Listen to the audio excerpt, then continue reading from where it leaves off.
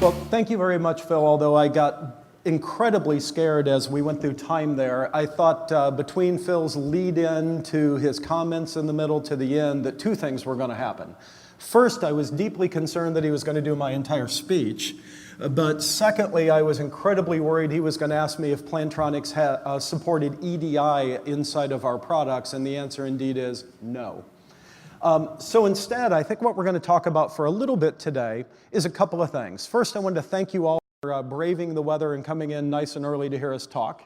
Definitely kind of ugly out there. I wanted to talk in general for a couple of minutes about a couple of the big problems that Plantronics is trying to bite off right now, or at least thinking about. And I'm not going to say headset at all. Then I'm going to shift to some of the very modest things that we believe Plantronics can help with in a WebRTC world. And then I'm going to bring up a couple of my friends, and we're going to do a demo of some of that working. So if you hang in there, there'll be a demo in about 15 minutes. So first of all, what's the big problem that Plantronics is going after right now, other than just being a great audio company? Well, one of the things that has occurred to us as we look around the market and we talk to end users, they're not asking us to just solve audio problems. Some of the things that we hear about is information overload. We're actually seeing that there's now 200 billion devices connected to the internet, at least intermittently. That's about 28 devices for every human being that's alive. Big, big number. Now, what are we doing with those 200 billion devices? Well, in theory, all of these devices are taking that data that they collect and they're shooting it all up through a ubiquitous or nearly ubiquitous networking fabric to a cloud backend that is getting ever more powerful. And then the theory is all kinds of really cool analytics are getting run on that data. It's answering questions and making all of our lives a little easier, our business lives a little bit more productive.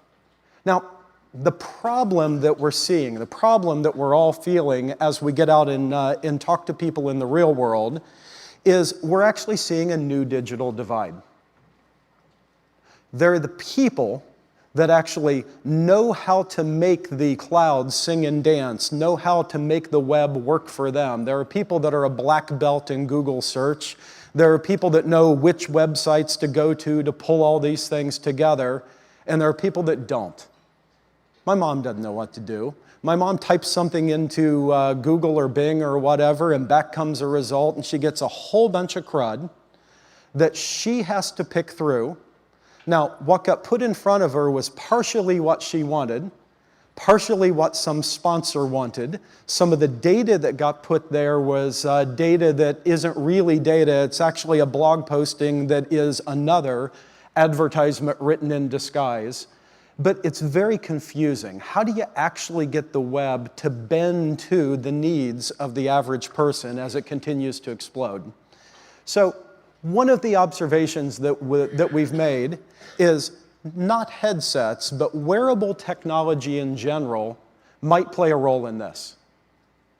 So when we start looking at ever more powerful wearable technology, and when my friend Carrie comes up and does the demo in a few minutes, you'll see that we're hitting a world where from the headset that goes on your head to the Nike Fuel Band that I'm wearing to the Bluetooth low energy heart rate sensor I had earlier today to the pedometer that I wear when I run, we're hitting a world where including sensors and wearable technology that knows things like, is it on or off your body?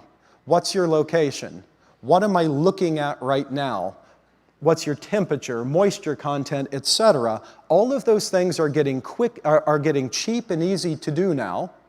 So what we actually can do now is have wearable technology that interacts with the world around you, that knows the temperature that you prefer to be at, and when you walk into a room, it can actually look at the surface temperature of your skin, plus the moisture content, i.e. sweat and so forth, know if the room's comfortable for you, and can start shifting the temperature a little bit.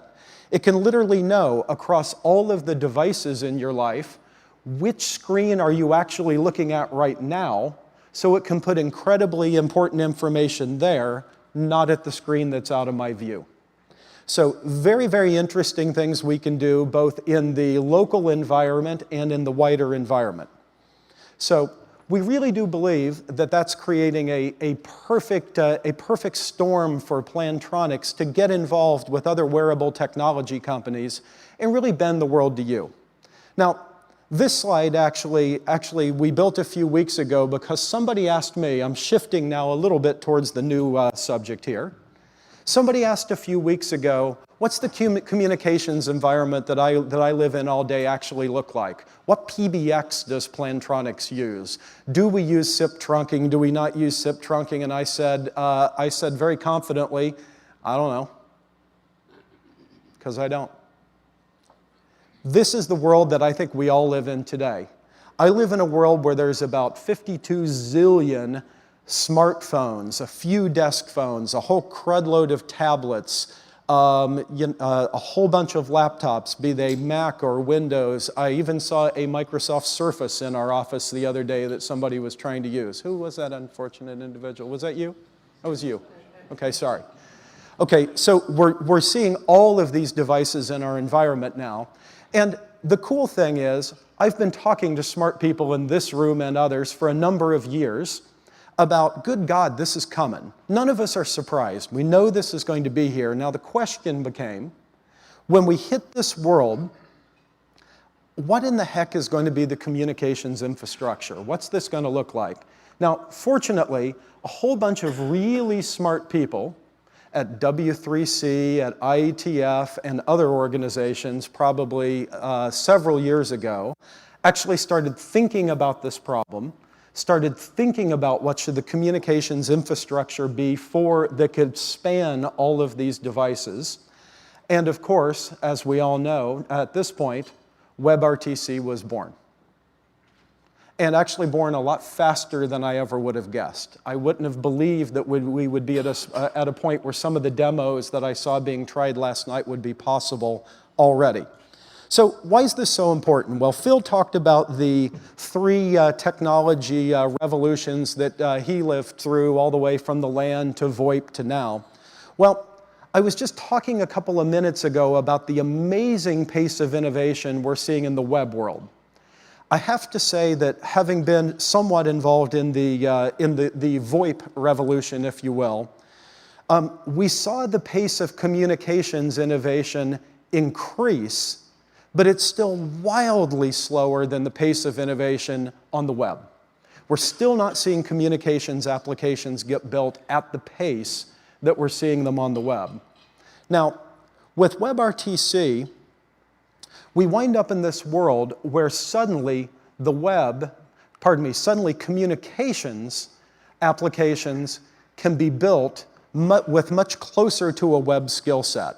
So we now open up from the tens of thousands to low hundreds of thousands of developers that know how to write a communications app to the many, many millions of people that know how to write for the web. So this leads, of course, to a democratization of technology.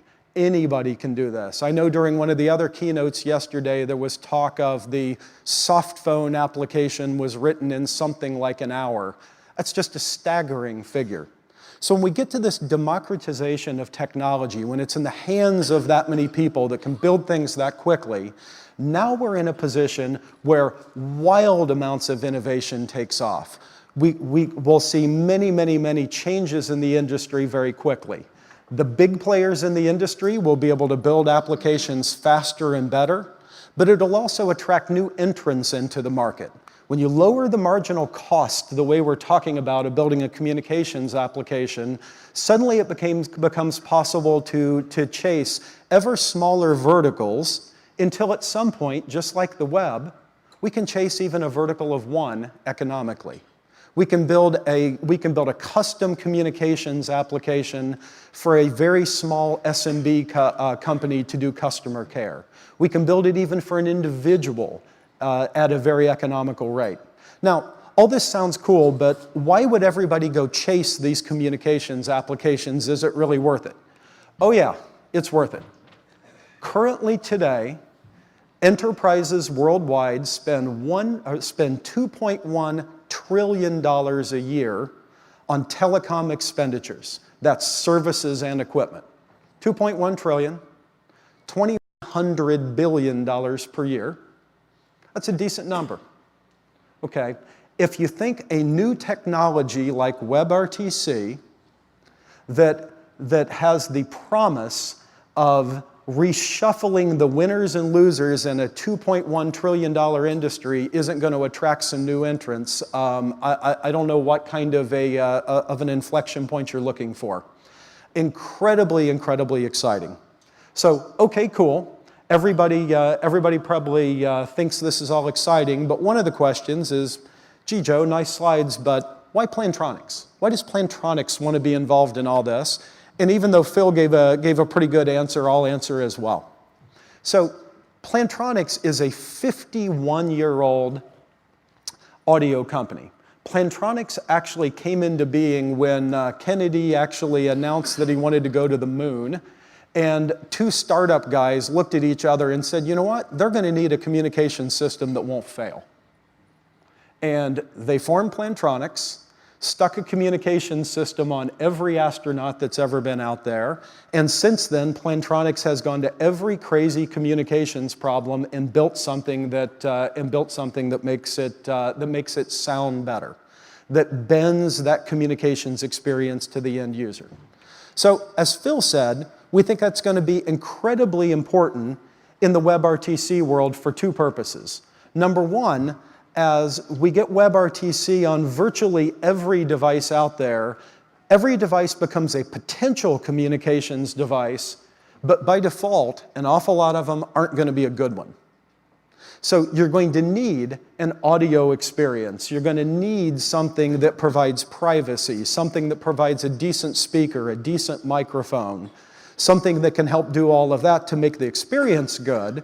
But also, as we move into a world where we go from having the one communications device we had 10 or so years ago to the 3 or 4 we have today to good God, everything in the room around you being a potential communications device, the idea of having a piece of wearable technology that you can simply put on your head and say hello, no matter which device is going on, it'll answer the device, shift the audio and video around, makes a ton of sense. So what we'd actually like to do in just a minute then is demonstrate that. So Plantronics actually put together a demo of how some of our smarter technology works with WebRTC. But we actually had a lot of help from 2 other great companies. So we actually got a ton of help from Mozilla. In fact, we're going to be running one of the latest builds of Firefox straight off the shelf up here. But the Mozilla team was incredibly generous in helping us work through some of the interoperability to get the demo put together and running. And then the Cisco team that just did a ton. So the Cisco team both does an incredible amount of contributing into the Mozilla open source project to actually make WebRTC a reality. Great work by Cisco to do that, but then also they were very generous, really helping us debug the demo, getting it working, actually setting up the network up here last night, and I think one of the gentlemen from Cisco is actually going to be on stage helping us get it done. So I wanted to thank Mozilla and Cisco for all their generous work to make this happen as well. So with that, I think what we'd like to do is shift over and show a demo. So I'm going to actually invite up Carrie Brand, who's the Senior Director of Innovation at Plantronics, to lead us through a demo. So Carrie, come on up. I've got a headset here, as you can see. Okay. So shipping Plantronics headset. Nothing special. I just put a sticker on it so I can recognize that it's my headset. The headset itself is shipping. On this PC here, as you can see on the screen, we've got some software that's running that will integrate all of the events that come from this headset and surface them up into the web browser. Okay, all of the events that come from this headset. I thought what came from a headset was audio. That it does. Okay. But the headset itself has sensors in it. This one does, in particular, has sensors that let you know if you're near the machine that it's paired with or the device that it's paired with. Right. If you're far away. It also has capacitive sensors in it that actually can tell you if you're wearing it. So it knows if it's on your head or not. Absolutely. Awesome. That's exactly right. So with that said, let's see if this actually works. So I'm going to test the capacitive sensors by putting this on, and hopefully we'll see something happen. I saw the web browser crash last night. Is that what we're looking for today, or when you put it on? Carry. Firefox. Firefox. One more. Firefox.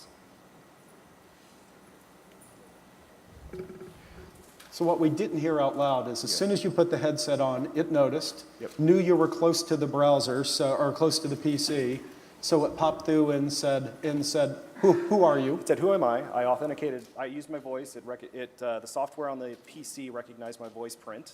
Recognized your voice print, did speaker verification, asked you for a passphrase that you both needed to know and needed to say in your speaker verification voice Absolutely. again. And third time's a charm. That actually worked. So in theory, I can't put your headset on and say, carry Firefox and get into your browser. Absolutely. Okay, cool. So that's just showing the PC level integration there. So that we can do that today out of the shelf. That's not special. What is special is when you actually get into a WebRTC call. So the headsets natively can be that microphone and audio speaker. Got it. But there's all of the control, all the sensor events, that gets lost. They're not surfaced up and propagated up into the browser. Okay, so today if you just pair our headset or somebody else's or a microphone or whatever to the PC, by default, what's actually going to happen is it's just a remote speaker and microphone, but all of the take it on, take it off, all those doodads aren't working. Exactly. That's exactly right. So can we get some audio from this, just to make sure that we do get a little bit of audio? Okay, so I'm going to sign in. And this application here is actually, it's running on Node.js. Anant from Mozilla had this up in GitHub. I took it, the Cisco folks and I kind of, put some pretty background colors on it and branding, but it's the demo that was done up on the Mozilla site. So. Perfect. Okay, so what I'm going to show now is actually surfacing those events, not just to the PC, but actually up to the web browser. And we're doing this with a WebSocket connection between the web browser and the Plantronics software that's running. Got it. So once again, no plugins in the browser, none of that crud. It's just WebRTC with a WebSockets connection to the Plantronics spokes code that's running anytime with a smart headset. Absolutely. Okay, cool. Okay, so Suhas should probably, he's probably wanting to call me now because he's probably wanting to call us. Yes. Right. So what we should see here is it should ring. Incoming call from Suhas. Okay. And so when it's ringing here, what I would normally do is, I would interact with the desktop here, but because I have this integration, I can just click it like a headset. So the part that's relatively cool about that, in my opinion, just on that part, is you said normally you would interact with the desktop, meaning if you're like me, what you would actually normally do is hear your PC ringing, shake your mouse to get the screensaver to go off, hit Control-Alt-Delete, type your password, try to find the freaking window with your soft phone before it went to voicemail. Yes. Or you could just hit the button and it works even with the screensaver on. Yep. This is a room, no offense, full of nerds. If you've got 3 or 4 soft phones working, how does that work? It should still work the same. So I just hit hello and it'll figure out which phone and it'll answer it. Yep. And such? Yep. Okay, not bad. Absolutely. Cool. So, hey, Suhas. Hey, Gary. Is Suhas audible out there? I bet we believe Okay. that the audio is working. Okay, so Suhas, tell me a little bit about the work that you and Cisco have been doing with Mozilla. Okay, WebRTC is one of my favorite topics of late, and I definitely feel it's an exciting technology to be involved with. Cisco is a strong supporter of WebRTC revolution. Cisco and Mozilla. Oh, No. yep. I guess not. You know what? That's all right. That's all right. Yep. Well, no, let's let Suhas talk if you want. Here you go. Talk to me, Suhas. There you go. I'll talk to you. So, Cisco is a strong supporter of the WebRTC revolution, and Cisco and Mozilla are jointly working on reference implementation of the standards into the Firefox browser. that's what we are running here. Right. At the same time, we are actively involved in the development of several aspects of the standards, both at the W3C working group and the IETF working group. So we are pretty excited about this technology and what it can do. So as you people all are. So thank you. You know, and next year the microphones are going to be WebRTC based and they're going to work. Exactly. Right. So I'll show one last thing here. Just, again, through the headset driving the WebRTC call flow, we can hang up the call just by a button press as well. And that should end the call. So there you go. Okay, cool. Thanks very much. Yes, so that's it. Anything else? So relatively cool demo, the way you were able to integrate it, where when you walk up, it kind of knows that it's you, asks you to log on, you can take calls, end calls, and so forth. So when, if ever, cool demo. So a year from now, we'll actually have a product that this works with or code for people to play with. I mean, what's going on? Yeah. So just the code that's written here is it was borrowed from open source. So we've taken it and actually open sourced all of this. Okay. So. Cool. Oh, why don't we flip back to the slides, even though Carrie's still up here, real quick? Right. Okay, so you borrowed it from open source, and it's up on GitHub today, so you can download it today, and there's instructions on how to actually get this configured. So everything that we actually showed today from the Plantronics side, you can go to the GitHub / nice job of branding it for yourself. Good. So you can go there, download the code immediately. You actually could have downloaded it yesterday. Grab the latest build of Firefox, and then if I understand you also at the developer.plantronics.com, then you did a very nice blog and how-to video for recreating this whole thing on your own, and you can go get it right now, and it doesn't cost a thing, right? There we go. Yep. Coolness. All right. Hey, Suhas, Carrie, thanks very much. Thanks. Appreciate it. Yep. So thanks very much. That's essentially it. If Phil wants to come back. So look, on the Plantronics side, to be very clear, we understand that the part that we play in this is somewhat modest. We think we can create great audio on top of all this, make it so as you got many, many different devices, it can sort out which one the audio should go to and such.